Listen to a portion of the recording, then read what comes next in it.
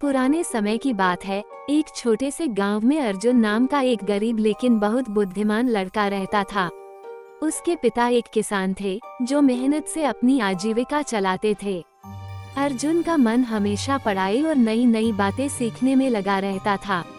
हालांकि उसके पास किताबें खरीदने के पैसे नहीं थे, लेकिन वह गांव के बुजुर्गों और विद्वानों से ज्ञान अर्जित करता था। एक दिन गांव में एक साधु आए जो ज्ञान और विद्या के महान गुरु माने जाते थे। अर्जुन ने उनके पास जाकर विनम्रता से कहा, गुरुदेव, मैं विद्या प्राप्त करना चाहता हूँ, पर मेरे पास धन नहीं है, कृपया मुझे शिक्षा दें। साधु उसकी बुद्धिमत्ता और जिज्ञासा देखकर प्रभावित हुए और बोले, बेटा, धन से ज्ञान नहीं खरीदा जाता, बल्कि सच्ची लगन से पाया जाता है। यदि तुम सच्चे हृदय से सीखने को तैयार हो तो मैं तुम्हें ज्ञान दूंगा। इसके बाद साधु ने उसे कई प्रकार की विद्या सिखाई, गणित, तर्क, दर्शन और नीतिशास्त्र। कुछ वर्षों में अर्जुन इतना ज्ञानी बन गया कि पूरे गांव में उसकी बुद्धिमत्ता की चर्चा होने लगी। कुछ समय बाद उस राज्य के राजा ने एक घोषणा की, जो कोई मेरी 3 पहेलियों का उत्तर देगा, उसे मैं अपने दरबार में मुख्यमंत्री बना दूंगा। राज्य भर के विद्वान और पंडित दरबार में पहुँचे, लेकिन कोई भी राजा की पहेलियों का उत्तर नहीं दे सका। जब अर्जुन को इस बारे में पता चला तो उसने दरबार जाने का निश्चय किया। राजा ने पहली पहेली पूछी, ऐसी कौन सी वस्तु है जो जितनी बांटो उतनी ही बढ़ती जाती है? अर्जुन ने तुरंत उत्तर दिया, ज्ञान। ज्ञान को जितना बांटोगे वो उतना ही बढ़ेगा। राजा मुस्कुराए और दूसरी पहेली पूछी, ऐसी कौन सी चीज है जो बिना पैर चल सकती है और बिना पंख उड़ सकती है? अर्जुन ने उत्तर दिया, हवा। ये बिना पैर के चलती है और बिना पंख के उड़ती है। राजा प्रभावित हुए, लेकिन उन्होंने तीसरी और सबसे कठिन पहेली पूछी, ऐसा क्या है जो तुम्हारा होते हुए भी हमेशा दूसरों का ही होता है? अर्जुन ने उत्तर दिया, नाम। नाम किसी का भी हो, लेकिन वो दूसरों के द्वारा ही जाना और पुकारा जाता है। राजा बहुत प्रसन्न हुए और बोले, तुम्हारी बुद्धि सचमुच अद्भुत है। अब से तुम मेरे राज्य के मुख्य मंत्री होगे।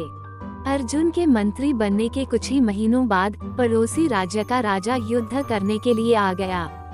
वो बहुत शक्तिशाली था और उसकी सेना बड़ी थी। राजा बहुत चिंतित हो गए। अर्जुन ने राजा से कहा, महाराज, युद्ध से बचने के लिए हमें अपनी बुद्धि का उपयोग करना होगा, न कि केवल बल का। मुझे एक अवसर दें। अर्जुन ने पड़ोसी राजा को एक पत्र भेजा जिसमें लिखा था, युद्ध करने से दोनों राज्यों का नुकसान होगा। अगर आप वास्तव में शक्तिशाली हैं, तो हमें बुद्धि की परीक्षा में हराकर दिखाइए। अगर आप जीत गए तो हम अपना राज्य आपको दे देंगे, लेकिन अगर आप हार गए तो हमें शांति से जीने देंगे। पड़ोसी राजा को ये प्रस्ताव स्वीकार करना पड़ा। जब बुद्धि की परीक्षा हुई तो अर्जुन ने ऐसी पहेलियां पूछी कि वह राजा उत्तर नहीं दे सका। हार मानकर उसने युद्ध का विचार छोड़ दिया और दोनों राज्यों के बीच मित्रता हो गई। राजा ने अर्जुन की बुद्धिमत्ता की बहुत सराहना की और कहा, तुम्हारी बुद्धि का सचमुच चमत्कार है।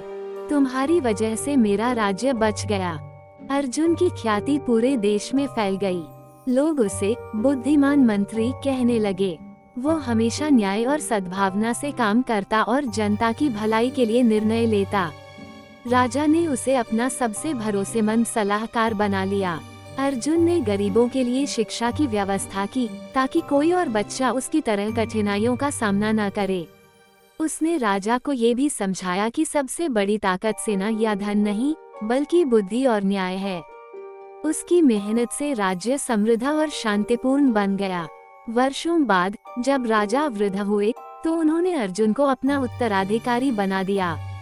अर्जुन ने राजा बनकर पूरे राज्य को न्याय और ज्ञान का केंद्र बना दिया। बुद्धि सबसे बड़ी ताकत होती है। धन और बल कभी भी मिट सकते हैं, लेकिन ज्ञान हमेशा अमर रहता है। सच्ची लगन और मेहनत से कोई भी असंभव कार्य संभव बनाया जा सकता है।